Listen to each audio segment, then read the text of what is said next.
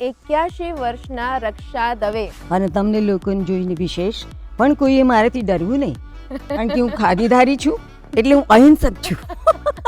જોડણીઓ ભલે ખોટી હોય, પણ મારે જે કહેવું છે એ અર્થ તો સમજાય જ ને. મેં કીધું માનભાઈ એમ કરો ને, મેં કીધું તમે જે પેરણ પહેર્યું ને એને આગળ બટન છે, કાલે આ બટન પાછળ રહીને એવી રીતે પહેરીને આવજો. ઊંઝા જોડણી કોશવાળા રમણભાઈ મારે ઘેર આવેલા, મેં એને ચા પાઈ, પેલા તો પાણી પાયું, ચા પાઈ, સરસ રીતે વાતો કરી. પછી એ ઊભા થવા ગયા. મેં કીધું ક્યાં જવાના છે, કોને ઘરે જવાના છે? મને કે કેમ એવું પૂછે? મેં કીધું હું પોતું લઈને આવું. ગુજરાતી બિલકુલ અઘરું, અંગ્રેજી બહુ અઘરું. થાકી જવા માટે એક અંગ્રેજી શબ્દ છે ફાટી, પણ એનો સ્પેલિંગ તમે કોષ ઉગાડીને જુઓ તો એનો સ્પેલિંગ છે ફાટી ગયું. Good morning Gujarat. તમે વિચારો કે સવારે તમે ઉઠો અને તમે કોઈ પણ તમારી આસપાસનું વ્યક્તિ કંઈક બોલે છે ને તમને સમજાય જ નહીં, તો એમની ભાષા તમને આવડતી જ ના હોય તો કેટલું અઘરું પડે નહીં? આપણી માતૃભાષા છે ગુજરાતી, અને આપણે જ્યાં પણ જઈએ ત્યાં આપણને કોઈ ગુજરાતી તો મળી જ જતું હોય, રાઈટ? તો હવે ગુજરાતી ભાષા જે છે એ ભાષા અત્યારે થોડીક ઓછી થઈ રહી છે. અંગ્રેજી માધ્યમનું શિક્ષણ વધી રહ્યું છે, પણ તેમ છતાં ગુજરાતી ભાષા અડીખમ ઊભી રહી છે. અને એ અડીખમ ઊભી રહેવાનું કારણ એ છે કે ઘણા બધા લોકો છે જે ગુજરાતી માધ્યમને અત્યારે પણ પ્રચાર કરી રહ્યા છે, અત્યારે પણ ગુજરાતી ભાષાને વળગીને રહ્યા છે. એવા જ એક મહેમાન આજે સ્ટુડિયોમાં પધારવાના છે. નમસ્કાર, હું છું ખુશ્બુ ત્રિવેદી અને મારી સાથે છે મારા કો-હોસ્ટ કૃતાર્થ. ખુશ્બુ, પેલું કહેવાય છે ને કે to be or not to be, એવી રીતે મને આજે થઈ રહ્યું છે to speak or not to speak. નમસ્કાર, મારું નામ કૃતાર્થ. મિર્ચી પર હું આરજે છું. સવારમાં મારો અવાજ સાંભળો છો, પણ ઘણી વખત રેડિયોના માધ્યમથી પણ મને લોકો ક્રિટિસાઇઝ કરતા હોય છે કે ગુજરાતી ભાષામાં કૃતાર્થ તારે થોડું કામ કરવા જેવું છે. એટલે મને આજે એમ થાય છે કે હું જો કંઈક બોલીશ તો આજે મને માર પડવાનો છે. અને કૃતાર્થ એની તૈયારી રાખજે જ, કેમ કે આજે આપણી સાથે જે મહેમાન છે ને એ મહેમાન માત્ર મહેમાન નથી પણ શિક્ષક પણ છે. હા, તો મને લાગે છે પહેલો પ્રશ્ન તારે જ પૂછવો જોઈએ. હું થોડોક બેકફૂટ ઉપર આજના દિવસે રહીશ. દર્શક મિત્રો, આપણી સાથે આજે જોડાઈ ગયા છે 81 વર્ષના Raksha Dave. Ma'am, welcome to studio. નમસ્તે. નમસ્તે. કેમ છો? બહુ આનંદ મંગલ. અને તમને લોકોને જોઈને વિશેષ પણ કોઈએ મારાથી ડરવું નહીં, કારણ કે હું ખાદીધારી છું, એટલે હું અહિંસક છું. એટલે માર નહીં પડે. મારવાર નહીં પડે, પણ મારી એવી થોડીક ઈચ્છા છે કે હું જ્યારે કંઈ પણ બોલું, જો એમાં તમને એવું લાગે કે ભૂલ છે તો થેન્ક યુ, આભાર તમારો. ચોક્કસ કહીશ, કારણ કે મને ટેવ છે. બિલકુલ, તો હું ઓછું બોલીશ. તમે ચોક્કસ ગઈ જ શકો છો. અને દર્શક મિત્રો, રક્ષાબેન ખાલી ગુજરાતી ભાષાનો પ્રચાર કરે છે એટલું જ નહીં, નિવૃત્ત શિક્ષિકા છે, એ સિવાય કવિયત્રી છે, બાળ સાહિત્યકાર છે, એ પોતે 80 પુસ્તકોના લેખિકા પણ છે. તો મેમ, આજે તમે સ્ટુડિયોમાં આવ્યા છો, તમે ફરીથી એકવાર તમારું સ્વાગત છે. થેન્ક યુ સો મચ તમે આવ્યા. આભાર. આભાર. આપણી ગુજરાતી માટે જ ભેળા થયા છે ને, તો એ થેન્ક યુ સો મચ ને એવું નહીં બોલીએ.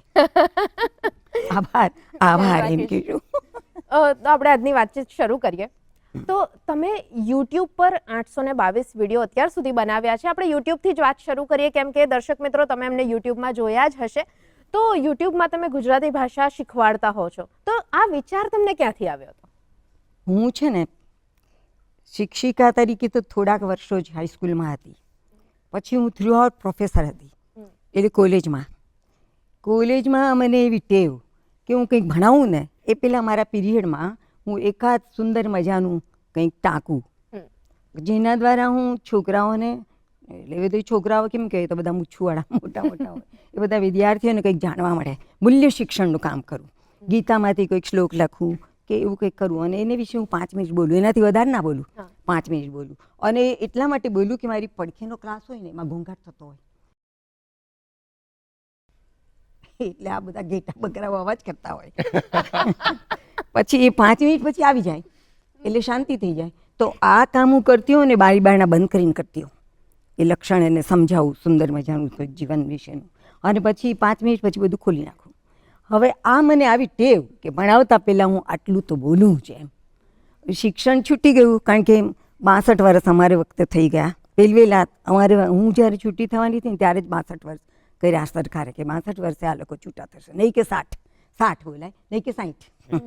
તો મેં તો નક્કી કર્યું કે આપણે તો 60 જ છૂટા થઈ જવું છે. એટલે મેં 60 વર્ષે નોકરી છોડી દીધી. પછી મને થયું કે હવે હું ઓલું મૂલ્ય શિક્ષણ ક્યાં કરીશ.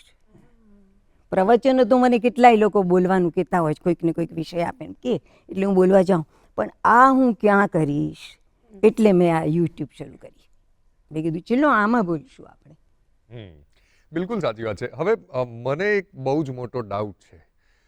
ડાઉટ નહીં પણ શંકા છે. મને એક બહુ જ મોટી શંકા છે. શંકા એ છે કે આજે મારું શું થશે. તો પ્રશ્ન એમ છે કે ગુજરાત માટે આપણે એવું કહીએ છીએ કે 12 ગામે બોલી બદલાય.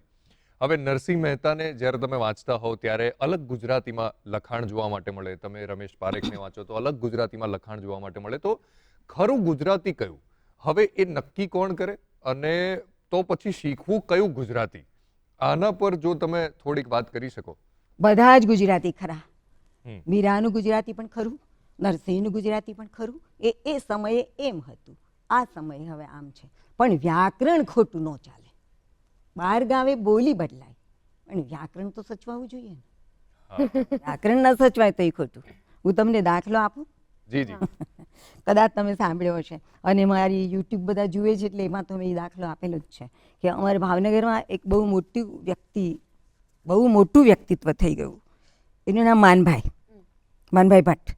ભાવનગરમાં શિશુ વિહાર કરીને એક મોટી જબરી સંસ્થા છે. તો એમાં એમણે આમ આગળના ભાગમાં એક મોટું બોર્ડ રાખ્યું છે, પાટિયું રાખ્યું છે, અને અહીંયા પેલું નાખે કંઈક લુગડું લુવાનું, એક હાથમાં ડોલ રાખે પાણીની અને ચોક હોય, અને પછી એમાં બધું લખે. અને કંઈક ભૂલ થઈ ગઈ હોય તો આ મસોતું જ હોય, આમ લૂછી નાખે. ત્યાંથી હું આમ નીકળી મારી સાયકલ ઉપર. મને થયું આવડી મોટી વ્યક્તિ ગુજરાતીમાં સ્ત્રીલિંગ છે. જે માનભાઈ પુલ્લિંગ હોય ને તો આપણે ઓડી મોટી વ્યક્તિ એમ જ કહેવાય. અને હિન્દીમાં બોલતા હોય તો ઇતના બડા વ્યક્તિ એમ બોલાય, હિન્દીમાં પુલ્લિંગ હોય. એટલે મને થયું આવડી મોટી વ્યક્તિ પાટિયામાં લખતી હોય, શ્રમ કરે છે, અને આપણે આમ પસાર થઈ જઈએ ને તો અવિવેક કહેવાય. એટલે હું નીચે ઉતરી ગઈ. મેં કીધું જે માનભાઈ. મને કે હા બોલો, કેમ કરું છું? મેં કીધું અરે ટોપ કામ કરો છો, આવું સરસ કામ તો કોઈ કરતું જ નથી. મેં કીધું માણસોને કેટલું બધું જાણવા મળે, પણ મને કે શું પણ?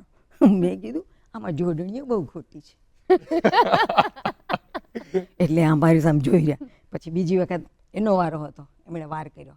મને કે અર્થ તો સમજાય જ ને, અર્થ તો સમજાય જ ને. જોડણીઓ ભલે ખોટી હોય પણ મારે જે કહેવું છે એ અર્થ તો સમજાય જ ને. મેં કીધું માનભાઈ એમ કરો ને, આ તમે જે પેરણ પહેર્યું છે ને એ હવે મારો વારો હતો. મેં કીધું તમે જે પેરણ પહેર્યું ને એને આગળ બટન છે, કાલે આ બટન પાછળ રહીને એવી રીતે પહેરીને આવજો. મને કે એમ કાંઈ પહેરાય? મેં કીધું તો આમાં પણ એમ કાંઈ લખાય? મેં કીધું તમે વિચાર કરો ને, બધા પોતપોતાની રીતે જોડણીઓ વાપરે તો આપણી ભાષા જેવી રહે ન રહે. આપણી ભાષા પણ જોરદાર ભાષા છે. જેવી અંગ્રેજીની પર્સનાલિટી પડે, જેવી બીજા બધાની પર્સનાલિટી પડે, એમ ગુજરાતીની પણ પર્સનાલિટી છે. એનું વ્યક્તિત્વ છે. પર્સનાલિટી એટલે વ્યક્તિત્વ. સુંદરમ, ઉમાશંકર, ઉષ્ણસ, હું. મેં કીધું અમે બધા આટલું બધું લખી ગયા અને હજુ લખ્યા કરશું તો એનો કોઈ અર્થ નહીં ને. અમારી જોડણીઓ સાચી ગણવાની કે તમે કરો, અને તમારી જોડણી સાચી કેવી રીતે ગણવી? તમે આજે આ જોડણી લખી, કાલ બીજી લખશો, કાલ તો તમે બીજી લખશો, પરમ દિવસે તમે આને આ શબ્દને ત્રીજી રીતે લખશો. મેં દેવું તો ન ચાલે ને. આ તો કેઓસ થઈ જાય. કેઓસ એટલે અરાજકતા થઈ જાય, અરાજકતા ઊભી થાય. આ જે તમારી વાત છે, મેં ઊંઝા જોડણી કોષ નામની. હા, મેં ઊંઝાવાળાની જોડે બહુ ઝઘડો કરી લીધો. એક વખત ઊંઝા જોડણી કોષવાળા રમણભાઈ મારે ઘેર આવેલા. મેં એને ચા પાઈ, પેલા તો પાણી પાયું, ચા પાઈ, સરસ રીતે વાતો કરી. પછી એ ઊભા થવા ગયા. મેં કીધું ક્યાં જવાના છે? કોને ઘરે જવાના છે? મને કે કેમ એવું પૂછે? મેં કીધું હું પોતું લઈને આવું. તમે જે કઈ નવી જોડણીની વાતો કરો એ હું ભૂસી નાખું એટલે હું આવું. મેં કીધું આ જે જોડણીઓ ચાલી આવે છે, આ જે વ્યાકરણ ચાલ્યું આવે છે, એ કોઈ આલિયા માલિયાએ નથી બનાવ્યું. આ મોટા જબરા લિંગ્વિસ્ટિક બધા થઈ ગયા, એણે બનાવ્યું છે, ભાષાશાસ્ત્રીઓ બનાવેલું છે. તમે એમાં ફેરફાર કરો એ ન ચાલે. મેં કીધું શબ્દકોશની અંદર 10 પાનામાં પેલા નિયમો હોય છે. એ નિયમો બધે જઈને શીખવો ને, પતી ગયું, વાત પૂરી થઈ.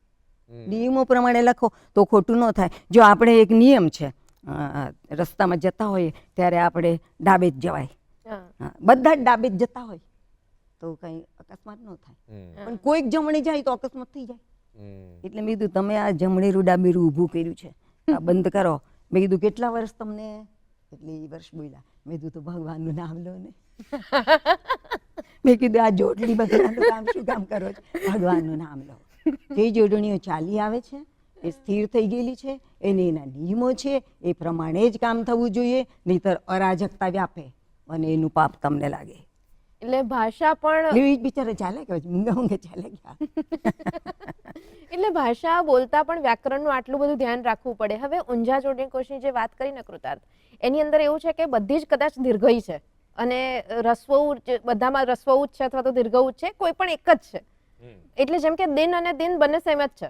એટલે શું થયું, હું તમને દાખલો આપું. મારા પિતા એ પિતા છે ને રસોઈ હોય, પિતા એટલે બાપ. મારા પિતા બીડી પીતા નથી, તો ઈ પી દીર્ઘઈ હોય, તો ઈ એમ કે છે કે બધું દીર્ઘઈ લખો. એટલે મેં એમને દાખલો આપ્યો. મેં એ રમણભાઈને જ કહ્યું હતું. મેં કીધું કે કોઈક માણસ આમ સરસ રીતે આમ ચાલ્યો આવે છે, લેફ્ટ રાઈટ કરતો, અને તમે એના પગ કાપી નાખો અને પછી કહો મુંજામાં હું તને ઘોડી આપીશ. પછી તમે એને કાકુ ઘોડી આપો. હવે કાકુ ઘોડીએ ચાલ. મેં કીધું એવું તમે કરો છો? આ એક શબ્દ ને એનો પોતાનો અર્થ છે. મારા પિતા પછી રસોઈ કરો તો રસોઈનો અર્થ છે કે આ બાપ છે. એક શબ્દ બોલે છે કે હું બાપ છે, મારો અર્થ બાપ થાય. અને એટલે તમે કહો છો કે સંદર્ભથી એને જાણો. એટલે મારા પિતા બીડી પીતા નથી, હા, તો એનો અર્થ આમ હોવો જોઈએ. મેં જોઈએ એમ શું કામ પડો છે? રીતસર બોલે છે. આ પિતા પી દીર્ઘઈ લખો એટલે પીવાની વાત છે, અને પી રસોઈ લખો એટલે બાપાની વાત છે. એક શબ્દ બોલે છે એ તમને માફક નથી. તે તમે આખો સંદર્ભ ટાંકે, એ સંદર્ભ પકડો ને પછી સમજો. એ તો કેટલી વાર લાગે સમજતા. બોલ્યા નહીં પછી એનાથી આની હારે બોલવું નથી. જ્યારે ગુજરાતી ભાષાની વાત થતી હોય છે ત્યારે ગુજરાતી લોકો પર એક એલિગેશન જરૂર લાગતું હોય છે, આક્ષેપ જરૂર લાગતો હોય છે કે ગુજરાતી પ્રજાને ગુજરાતી ભાષા માટે એવો પ્રેમ નથી કે જેવો બંગાળના લોકોને પોતાની ભાષા માટે હોવો જ છે, જોઈએ. મરાઠી લોકોને પોતાની ભાષાના માટે છે. આ વાત ખરી છે કે પછી સાવ સાચી જ. બધાને પોતપોતાની ભાષા ગમે છે. ભાષા માટે તો ઝઘડા થયેલા છે, ભાષા માટે તો બલિદાન અપાયેલા છે. એટલે તો 21મી ફેબ્રુઆરી ઉજવાય છે ભાષા દિન તરીકે. એટલી ઉજવાય છે કે અમારી ભાષા છે, અમાર સોનાર બાંગ્લાદેશ, અમે એ જ ભાષા બોલશું. એટલે કેટલા જણા બિચારા વિદ્યાર્થીઓ ગુજરી ગયા. તો ભાષાના માટે આટલો બધો પ્રેમ બધે ઠેકાણે છે. ગુજરાતીઓને જ નથી. એનું કારણ છે ગુજરાતીઓના મનમાં એવું ઠસાવી દીધું છે કે ગુજરાતી અઘરું છે. ગુજરાતી બિલકુલ અઘરું નથી. અંગ્રેજી બહુ અઘરું છે. શુડનો સ્પેલિંગ તમે લખો તેમાં એલ આવે છે ને, પણ આપણે બોલીએ શુલ્ડ. આપણે શુલ્ડ બોલતા નથી, આપણે કુલ્ડ બોલતા નથી, આપણે શુડ બોલીએ છીએ, આપણે કુડ બોલીએ છીએ. થાકી જવા માટે એક અંગ્રેજી શબ્દ છે ફટીક, પણ એનો સ્પેલિંગ તમે કોષ ઉગાડીને જુઓ તો એનો સ્પેલિંગ છે ફાટી ગયું. પણ આપણે બોલીએ ફટીક. પેલું નેચર માટે એક કોઈકે સરસ મજાનો જોક બનાવ્યો છે ખબર, નેચર માટે. તો એ નેચર શબ્દ આપણે બોલીએ છીએ પણ એનો સ્પેલિંગ નેચર નથી થતો, એનું સ્પેલિંગ કંઈક બહુ વિચિત્ર થાય છે. તો કોઈક છોકરાએ આવીને પૂછ્યું એના સાહેબને કે સાહેબ એટલે શું? સાહેબે બિચારા ડિક્શનરી ખોલ્યા જ કરી પણ મળ્યું જ નહીં. પછી ઓલાએ કીધું આ નેચર છે. નટુરે નામની જોક છે. નટુરે બિચારા એ ગોત્યા કર્યું. હવે આવું આપણી ભાષામાં નથી, અને છતાંય માણસો કહે છે કે આપણી ભાષા અઘરી છે. આપણી ભાષા તો જેમ બોલો છો ને, પછી મારા પિતા બીડી પીતા નથી, જો પિતા રસોઈ ઝડપથી બોલે છે, પીતા નથી લાંબો બોલાય છે. એટલે આપણે જેવું બોલીએ છીએ ને એવું જ લખીએ છીએ, જેવું લખીએ છીએ એવું જ બોલીએ છીએ. બીજી ભાષામાં એવું નથી. અંગ્રેજી ભાષામાં કેટલાય વર્ણો એવા છે કે જે ગેરહાજર રહે છે. લખાણો હોય ગેરહાજર હોય. આ બોલવાનું નહીં, આ મૂંગો રાખવાનો. એવું આપણે નથી. સાચી વાત છે. એટલે આપણી ભાષા બહુ સહેલી છે, પણ બધાએ આમ એવું આમ કરી દીધું છે ને પાક્કું બધાના મનમાં ગુજરાતી બહુ અઘરું. ગુજરાતી કોઈ અઘરું નથી. મને કોઈ અઠવાડિયું બોલાવો ગુજરાતી ભણાવવા માટે, રોજના 2 કલાક, હું સુધારી દઉં. બસ તો કાલથી તમે મને શીખવાડવા માટે જરૂર આવી જજો. જરૂર આવી. હું એક ક્લાસમાં હું પણ આવી જઈશ. તો આપણે જ્યારે આ શો શરૂ થયો પહેલા એક વાત કરતા હતા, તમે મેમે બહુ સરસ વાત કરી હતી, સોસા પૈસા 4. પ્રેમાનંદ સાથે જોડાયેલી એક આ સરસ મજાની વાર્તા છે, તો મેમ પ્લીઝ આ વાર્તા. આ બધી આપણી ભાષાઓ છે ને, મને એ આખું જોડકનું યાદ નથી, પણ એ બધી ભાષાઓના એકડમ તિકડમ આઠહી આના એવી રીતનું બધું હતું, મને નથી યાદ. તો એમાં છેલ્લી પંક્તિમાં એવું આવતું હતું કે સુસા પૈસા 4. એટલે બધાના કંઈક સારા પૈસા હતા, અને આપણી ભાષાના સુસા પૈસા 4. એટલે સુસા જેમાં બોલવામાં આવે છે ને એ ભાષાની કિંમત માત્ર 4 છે, વધારે નથી. એટલે પ્રેમાનંદને બહુ ખરાબ લાગ્યું. પ્રેમાનંદ એટલે આપણો બહુ મોટો કવિ, જેણે પારવીનના આખ્યાનો લખ્યા છે. આખ્યાનોનો પિતા કહેવાય છે. તો એણે પોતાની પાઘડી હતી ને એ ઉતારી લીધી, વેચી મૂકી દીધી. જ્યાં સુધી આ સૂસા પૈસા 4 નહીં નીકળે અને મારી માતૃભાષાની કિંમત 16 આના નહીં થાય ત્યાં સુધી હું આ પાઘડી નહીં પહેરું.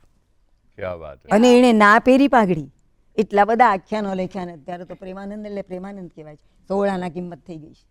પણ આ ઊંઝાવાળાને બધા ભેળા થઈને 4 પૈસા કિંમત કરવા માટે તૈયાર થયા હતા, પણ નથી ચાલ્યું, એમનું નથી ચાલ્યું. સરકારે પોતે કહી દીધું કે ગાંધીજીએ જે નવજીવનનો કોષ આપ્યો છે, બૃહદ જોડણી કોષ, પછી એનું ટૂંકું રૂપ છે વિનિત જોડણી કોષ, એમાં જે છે ને એ બરોબર છે, એ પ્રમાણે ચાલો, એ માન્ય ભાષા છે. તમે આજે એક રીતિની ભાષાને માન્ય ભાષા કરો, બીજી વખતે બીજી રીતિની ભાષાને માન્ય ભાષા કરો, આ તો અરાજકતા વ્યાપી જાય. આવું ન ચાલે. એક માણસ આજે એક બાઈને પરણે, પછી અઠવાડિયા પછી બીજી સ્ત્રીને પરણે, પછી ત્રીજી સ્ત્રીને પરણે. મને જેમ ગમે એવું કરું, એમ ન ચાલે. તમને ગમે એવું નથી થતું. બધાને કેમ ગમે છે, બધાનું હિત શેમાં છે એ જોવું પડે. અને જો ભાષા ગઈ તો સંસ્કૃતિ પણ ગઈ. આપણી સંસ્કૃતિ ઉપર ઘા થઈ રહ્યો છે. ગુજરાતી ઉપરનો ઘા છે ને એ સંસ્કૃતિ ઉપરનો ઘા છે. પણ મૂર્ખાઓ એમ સમજે છે કે અમારું છે એટલે અમે બગાડી શકીએ. મારું ઘર જ્યાં હતું ને, અત્યારે તો બહુ સારી જગ્યાએ છે, પણ એક વખત એ જગ્યા સારી હતી, પણ સામે જે એક કુટુંબ રહેતું હતું ને, એ માણસ હતો ને એની પત્નીને બહુ મારતો હતો. એટલે મેં એકવાર કીધું, મને આવી ટેવ છે આવી અધ્યારી લઈ લેવાની. મેં એને કહ્યું, મેં કીધું પત્નીને મરાય નહીં, કાંઈ મારા માટે નથી. તમે ઘણી વાર મારો છો ને, મને મારા ઘર બેઠા બેઠા સંભળાય છે. પત્નીને મરાય નહીં, બેન મારી વહુ છે.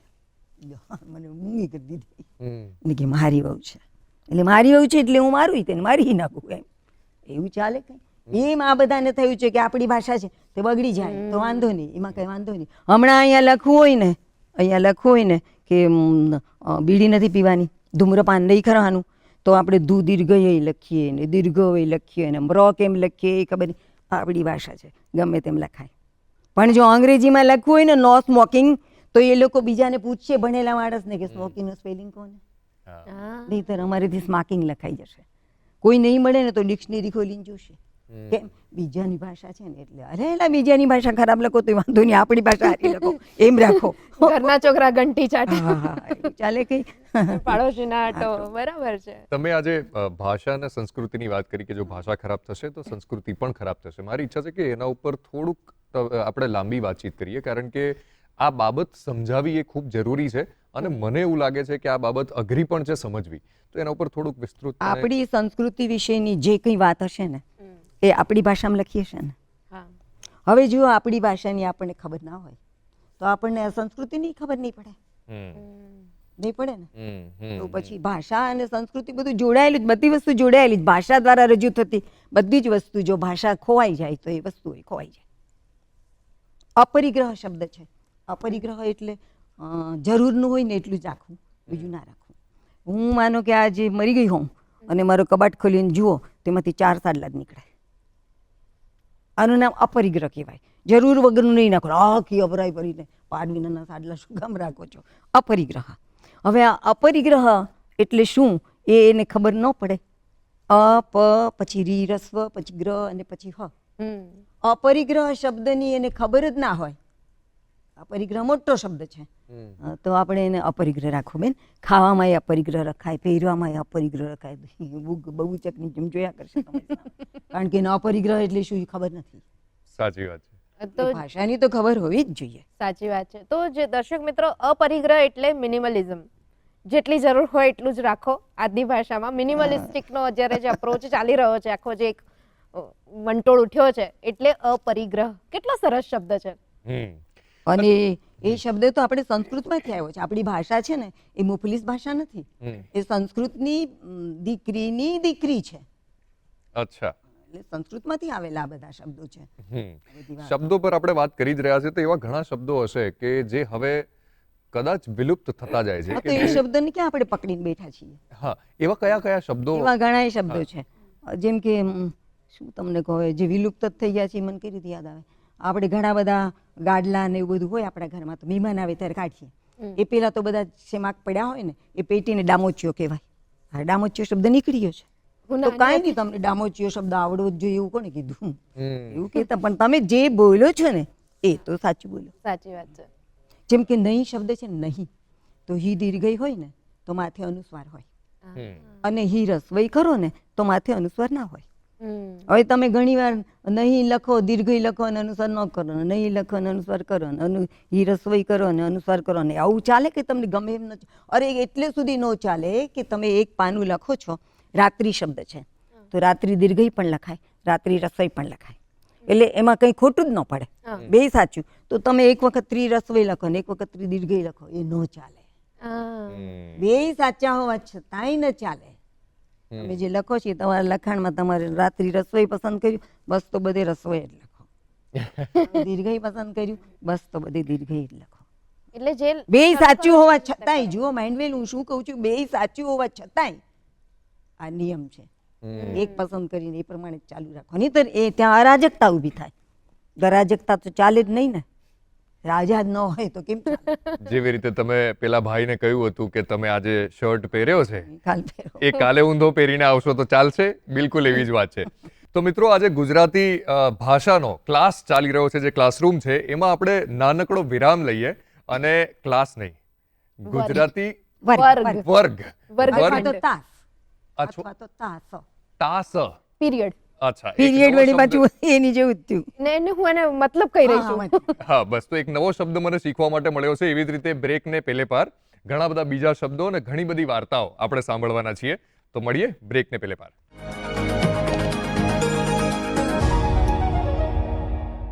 ગુડ મોર્નિંગ ગુજરાતમાં ફરી એક વખત આપનું સ્વાગત છે. ભાષાની આપણે વાત કરી રહ્યા છે. ગુજરાતમાં એવું કહેવાય છે કે 12 ગામે બોલી બદલાય. તમે ક્યારે એવો વિચાર કર્યો છે કે હું અને તમે બોલી શકીએ છીએ, આપણી પાસે ભાષા છે? મુખ બધીર લોકો એ કેવી રીતે એકબીજાના સાથે વાતચીત કરતા હશે, કેવી રીતે કમ્યુનિકેટ કરતા હશે? એમની પણ પોતાની એક ભાષા છે. જેવી રીતે ગુજરાતી ભાષામાં વ્યાકરણ છે, શબ્દ ભંડોળ છે, એવી જ રીતે મુખ બધીર માટે પણ એમની ભાષામાં પણ વ્યાકરણ છે. આવો જોઈએ એક અહેવાલ કે જેનાથી તમને ખબર પડશે કે બાળપણથી આવા લોકોને કેવી રીતે આ વ્યાકરણ, આ ભાષાઓની ટ્રેનિંગ આપવામાં આવે છે. આતુરતા, હાસ્ય, ખિલખિલાટ જોઈને આપને લાગશે કે આ બાળકો કોઈ શાળામાં ભણતા સામાન્ય બાળકો છે, પરંતુ આપને જાણીને નવાઈ લાગશે કે આ સૌ બાળકો મૂકબધિર છે. મિત્રો, આ બાળકો જે બોલી કે સાંભળી શકતા નથી, પરંતુ તેઓ બોલચાલની ભાષા, શિક્ષણ, જ્ઞાન મેળવી રહ્યા છે સાંકેતિક ભાષા એટલે કે સાઇન લેંગ્વેજ દ્વારા. સાઇન લેંગ્વેજ એટલે એક ઈશારાની ભાષા કે જેને આપણે સાંકેતિક હાથના ઉચ્ચારણથી અને મોઢાના ઉચ્ચારણથી આપણે એને ફેસ એક્સપ્રેશનથી એને વ્યક્ત કરીએ છીએ. જ્યારે બધિર બાળક જે સાંભળતો નથી, કે જેણે અવાજ ક્યારેય સાંભળ્યો જ નથી, એટલે એ પોતે પોતાનું અવાજ પણ નથી સાંભળી શકતો અને બીજાનો અવાજ પણ નથી સાંભળતો, એટલે એ ભાષા બોલી નથી શકતો.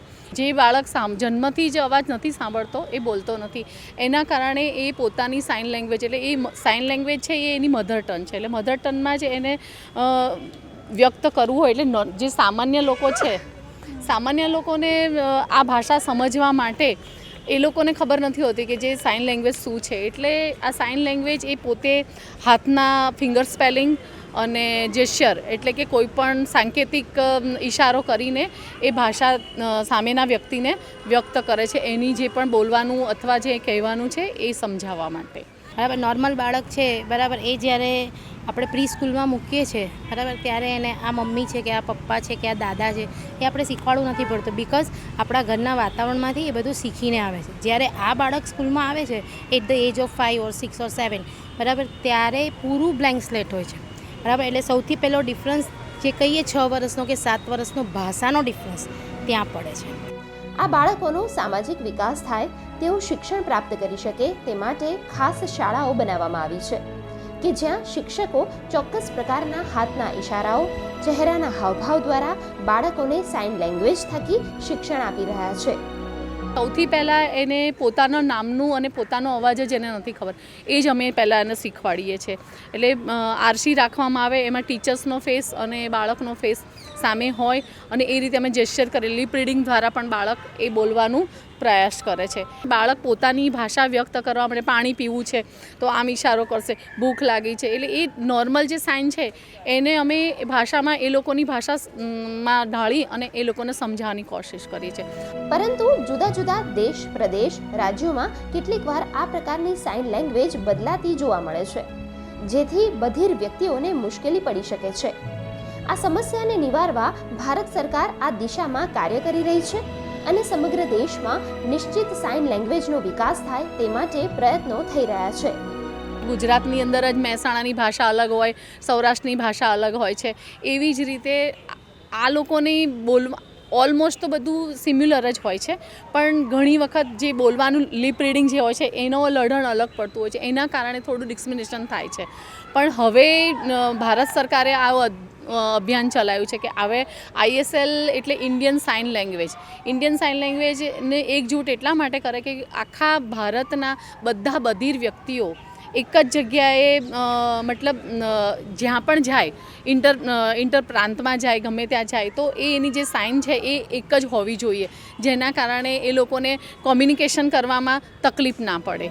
મિત્રો, તમે પણ દૂરદર્શન ચેનલ પર પ્રસારિત થતા મૂકબધિર સમાચાર તો જોયા જ હશે, જેના દ્વારા ઘણા બધિર લોકો આ સાઇન લેંગ્વેજનો ઉપયોગ કરી કમ્યુનિકેશન કરતા શીખ્યા છે.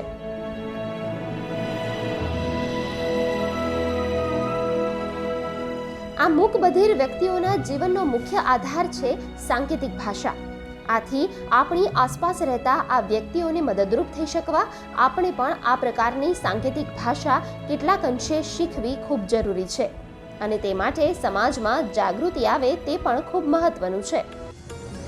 ભાષા એવી વસ્તુ છે જે દરેક વ્યક્તિને જોડે છે અને ભાષા પછી બોલીને કહેવાતી હોય કે પછી ઈશારાથી સમજાવાતી હોય.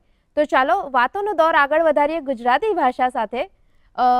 તો મેમ, આપણે વાતો કરી રહ્યા હતા ગુજરાતી વ્યાકરણની.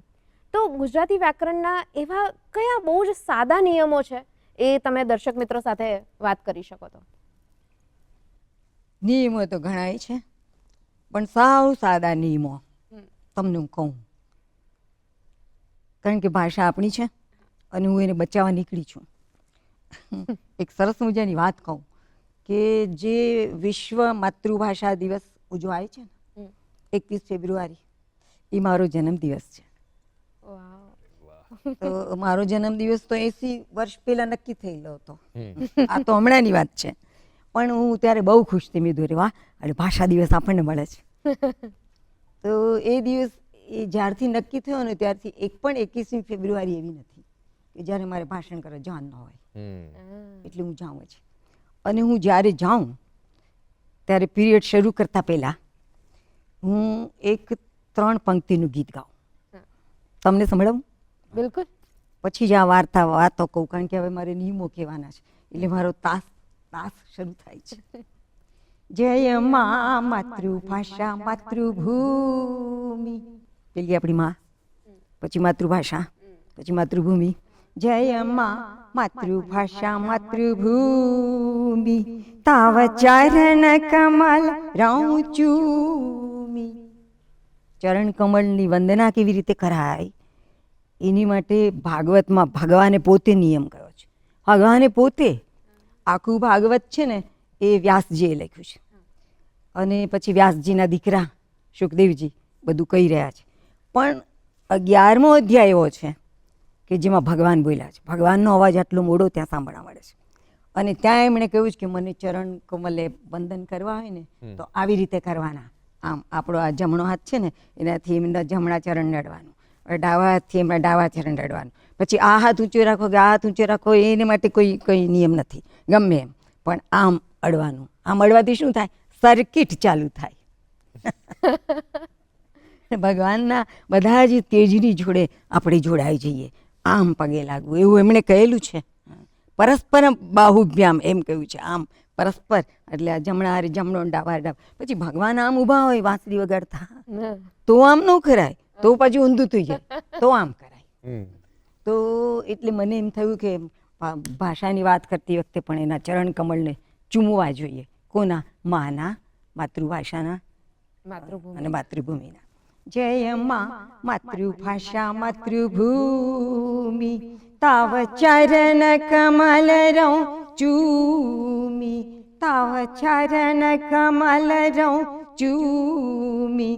જય મા માતૃભાષા માતૃભૂમિ, જેને જેને ગૌરવ નહીં આ ત્રણનું, જેને જેને ગૌરવ નહીં આ ત્રણનું તે માનવ નહીં પણ કૃમિ.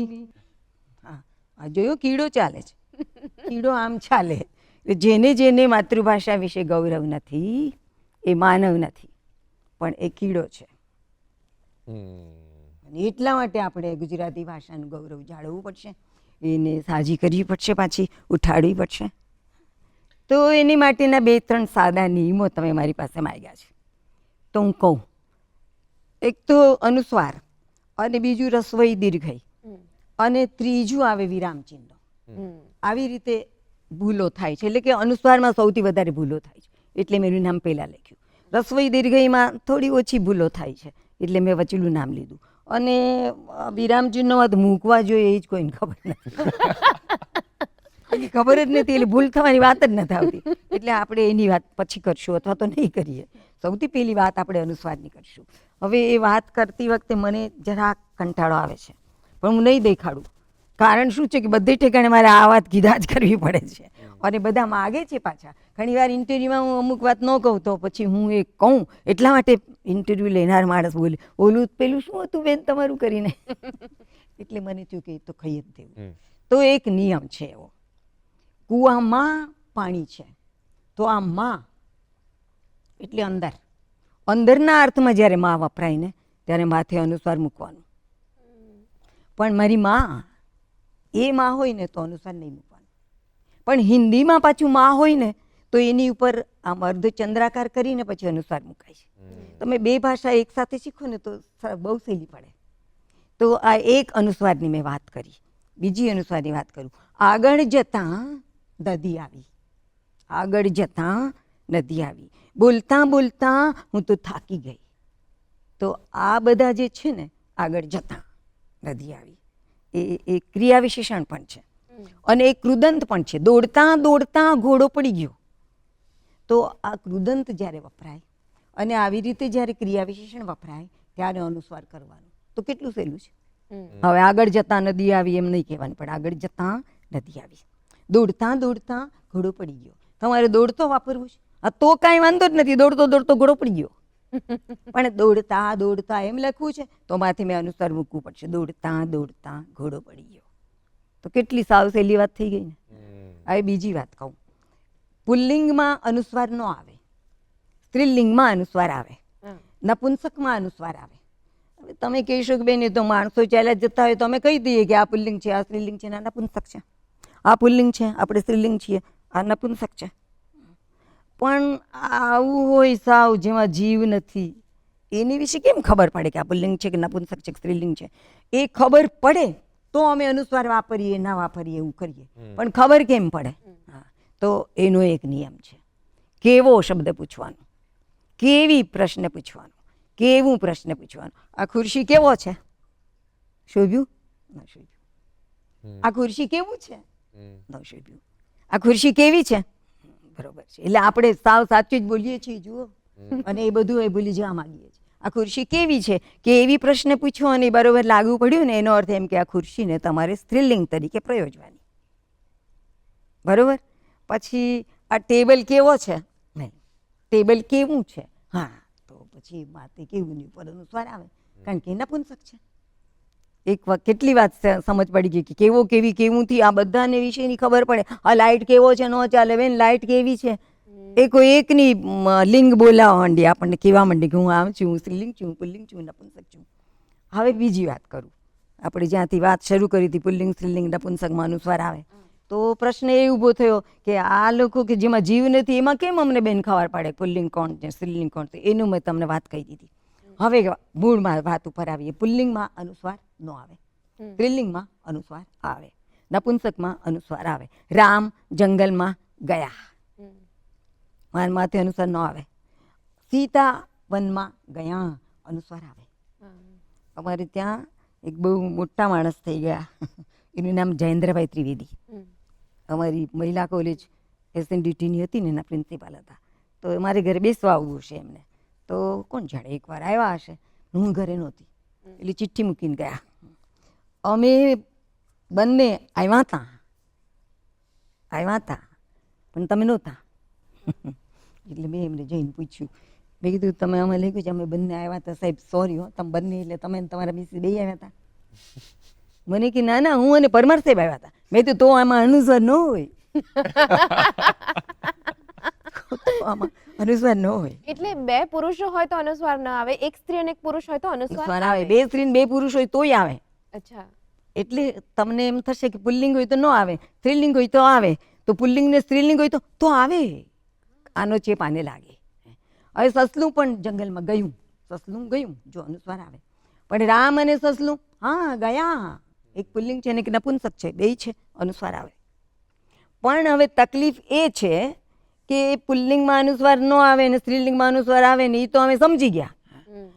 પણ દર વખતે એવું થાય ના, દર વખતે ન થાય. રામ અને સીતા તો વનમાં ગયા, પણ સીતા અને રામ વનમાં ગયા, પણ સીતા કે રામ તો વનમાં ગયા. એટલે આ છે ને એમાં એવું છે કે અને જો આવે ને અહીં એ અને સંયુક્ત જોડાક્ષર બનાવે છે બધાને, તો અને આવે ને તથા આવે, અને આવે, ને આવે, એવું બધું આવે તો એ જોડે છે. પણ કે આવે અથવા આવે યા આવે તો એ જોડતું નથી, જે તોડે એ છે એમાં વિકલ્પવાચક છે અને ઓલું સંયુક્ત છે. તો વિકલ્પવાચક આવે ને ત્યારે નિયમ છે કે ક્રિયાપદની પડખે કોણ છે એને પૂછો, તું અનુસ્વાર લે છે? ના ના હું નથી લેતો. હા તો ન કરો. તું અનુસ્વાર લે? હા લઉં છું. તો અનુસ્વાર કરો. એટલે હું ફરી વાર બોલું, ખેડૂતે ખેતર અને વાડી અને કૂવો વેચ્યા. જો વહેંચવું હોય ને તો આમ આમ આમ આમ ભાગે પડતું બધાને દેવાય. હું તો વેચ્યા કહું છું, એટલે કે એને પૈસા લીધા અને કોઈને આપ્યા. તો ખેડૂતે ખેતર અને કૂવો અને વાડી, ફળની વાડી હોય, અનાજનું ખેતર હોય, ખેતર અને કૂવો અને વાડી વેચ્યા. પણ હવે જો હું બોલું છું, ખેડૂતે ખેતર અને કૂવો અથવા તો વાડી વેચી. છેલ્લે ક્રિયાપદની પડખે વેચી છે ને. તો હવે એ જ વાક્ય હું બોલું, ખેડૂતે વાડી, કૂવો અથવા તો ખેતર વેચ્યું. અને ખેડૂતે વાડી અથવા તો કૂવો વેચ્યો. ખૂબ જ થોડા જ ટાઈમમાં તમે એટલી બધી સરસ વાત કરી કે બહુ જ સરળ વ્યાકરણ આપણને સમજાવ્યું છે. હવે તમને કૃતાર્થ. હવે બીજી વાત પણ કહી દઉં જોડે જોડે. સહેલી તમે કીધું ને સહેલા સહેલા પેલા નિયમો આપો. તો હું છે ને લગ્ન મેં કર્યા નથી, એટલે હું કોઈના લગ્નમાં જાઉં નહીં. મને થાય કે આ ચકરડામાં આપણે ટાંટીઓ મૂક્યો નથી તો આપણે જાવું નહીં. એ મારો એક વિદ્યાર્થી એવું હતું ને, હું તો બહુ નાનપણથી ભણાવું છું, તો હું જ્યાં કોલેજમાં જે કોલેજમાં ભણાવતી હતી ને એ કોલેજમાં બધા છોકરાઓ મારી કરતાં મોટા હતા, હું થોડી નાની હતી એ લોકો કરતાં. એટલે હું જ્યારે ક્લાસમાં આવું ને ત્યારે એ મને એમ કે પધારો ચિરંજીવી ગુરુ, એમ કહીને ઊભા તો થાય. એટલે હું એને કહું બેસી જાઓ પૂજ્ય શિષ્યો. એમાં એક શિષ્યનું લગ્ન થવાનું હતું. એટલે મને કે બેન આ મારી કંકોત્રી છે, લગ્નમાં આવજો ને. મેં કીધું હું લગ્ન પગનમાં આવતી નથી, હું નહીં આવું. મને કે કાંઈ નહીં, તો છે ને આઈસ્ક્રીમ અપાતો હોય ને એ પ્રોગ્રામમાં તો આવજો. મેં કીધું હું આઈસ્ક્રીમ ખાતી નથી, કારણ કે એમાં જિલેટિન છે અને જિલેટિન છે ને એ નોનવેજ આઈટમ છે, એટલે હું ન આવું. ન ખાતા આઈસ્ક્રીમ ન ખાતા, પણ આશીર્વાદ આપવા તો આવજો. મેં કીધું સારું આવીશ. ત્યારે વળી જતી. હવે તું એમાંય નથી જતી, એ આશીર્વાદ લેવા આવે ઘેર, આપણે કંઈ જતા નથી. તો મને હું ત્યાં ગઈ તો એક બાજુ પેલો પુરુષ બેઠો હતો, બીજી બાજુ પેલી સ્ત્રી બેઠી હતી, બંને કપલ બેઠા હતા અને પાછળ એક મોટું જબરું પાટિયું મૂક્યું હતું. આમ આમ હતું, આમ સરસ મજાનું સભુચ સમાંતર ભુજ ચતુષ્કોણ એને ગણિતમાં કહેવાય એવું પાટિયું હતું. અને એમાં ભલે પધાર્યા લખ્યું હતું અને ભ ઉપર ભ આમામ આમામ આમામ આમામ બલ્બ મૂક્યા હતા. એટલે આખું ભલે પધાર્યા આમ આમ થતું હતું. હું થોડી ઓરે ગઈ ને ત્યારે મને ખબર પડી કે યા ઉપર અનુસ્વાર નથી કર્યો આને. એટલે હું પાછી વળી. એટલે ઓલો વિચારો ત્યાંથી ઊભો થયો. મને કે એવેન કેમ પાછા જાવ છો? મેં કીધું તું મારી પાસે ભણા છે, વ્યાકરણ ભણા છે, તને નથી ખબર પુલ્લિંગ સ્ત્રીલિંગ નપુંસક આ બધા ભેળા થયા છે, જમાવડો કર્યો છે એટલો બધો, તો માથે અનુસ્વાર કરવું છે ને પધાર્યા ઉપર તે નથી કર્યું, એટલે હું ન આવું. આ તો બધા આવે કારણ કે આ ભણ્યા નથી. હું તો ભણી છું ને ભણાવું છું, તો પુરુષની એકલા પુરુષ હોય તો અનુસ્વાર ન કરતો ચાલે, પણ આ પુલ્લિંગ સ્ત્રીલિંગ નપુંસક બધા ભેળા થયા છે તો એ પધાર્યા જોઈએ ને, માથે અનુસ્વાર જોઈએ. બિલકુલ સાચી વાત છે તમારી. અને જો તમારે આ જ રીતે વ્યાકરણના વિષયમાં, ભાષાના વિષયમાં વધારે જાણકારી જોઈતી હોય તો તમારી યુટ્યુબ ચેનલ કઈ છે, જરા એક વખત નામ કહી દો. મારી યુટ્યુબ ચેનલનું નામ છે ડૉક્ટર રક્ષા દવે. ડૉક્ટર રક્ષા દવે. હું જાતે એમનો ફોલોવર છું, સબસ્ક્રાઇબર છું, અને રેગ્યુલરલી જ્યારે મને કોઈ પણ ડાઉટ હોતો હોય છે ત્યારે હું એમની યુટ્યુબ ચેનલ પર જઉં છું અને ત્યાંથી થોડું ઘણું ક્લેરિફિકેશન મારા પોતાના માટે મેળવી લઉં છું. તો હવે જ્યારે આભાર તમારો, આભાર. તો હવે જ્યારે એપિસોડના અંત પર છીએ તો ખુશ્બુ, કયું ગીત સંભળાવીશું આપણે? નાના પણ સાંભળો, આ હું જે કહી રહી છું એ પૂરું નથી થયું. હા જી. એટલે પછી પેલા ભાઈએ છે ને કોઈક બેનનો ચાંદલો લઈ લીધો અને ચાંદલો લઈને પધાર્યા ઉપર મૂક્યો, યા ઉપર મૂક્યો. એટલે હું ગઈ. એટલે બધા માણસોમાંથી અડધા માણસો હસ્યા કે આ બેન કેટલા હોશિયાર છે, કે ક્લાસરૂમમાં તો ભણાવતા હોય અને એમાં જો કંઈ ભૂલ કરો તો આમ કાં નહીં પકડતા હોય, પણ આપણને માંડવાની નીચે ભણાવ્યું. આપણને ખબર પડી ગઈ કે પુલ્લિંગ એકલા હોય તો અનુસ્વાર ના આવે, પણ પુલ્લિંગ ને સ્ત્રીલિંગ બધા ભેળા થયા તો અનુસ્વાર આવે. આપણને ખબર પડી ગઈ આ બેન બહુ હોશિયાર છે. અડધા માણસોએ મને આવી રીતે માર સાપ્યા, પણ અડધા માણસો એમ બોલ્યા કે સારું છે પરિણામ નથી, નહીતર વરના કાગળમાં ભૂલ જ ગોતત. તો ખૂબ જ સરસ મજાની વાતો ચાલી રહી છે અને આ એપિસોડ પૂર્ણ કરવાનું મન જ નથી થઈ રહ્યું, પણ આપણી પાસે સમયની થોડીક પાબંદી હોવાના કારણે અમારે જવું પડશે. મેમ, તમે અહીંયા આવ્યા એના માટે ખૂબ ખૂબ આભાર. આભાર.